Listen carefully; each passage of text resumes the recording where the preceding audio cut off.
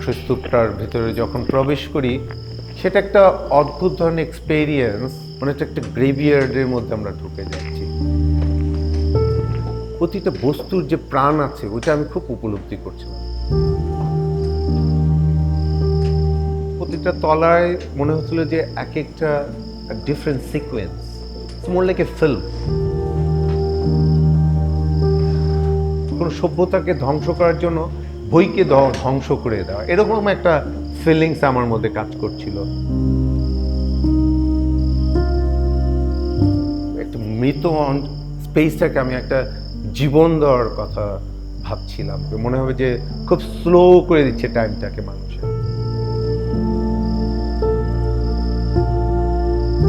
পুড়ে যাওয়া বই, পুড়ে যাওয়া নানান ধরনের কম্পিউটার অবজেক্টস, নানান কিছু পড়ে আছে, তার সাথে গাছগুলোকে মিলেমিশে অবস্থান করছে।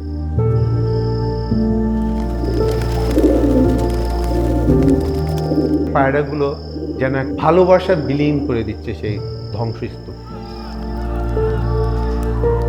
অগ্নিদগ্ধ পরিবেশে তাদের ভিতরের যে পেইন, যে জ্বালাটা, সেটা তারা বিশ্লেষণ করছে, বলছে সবাই।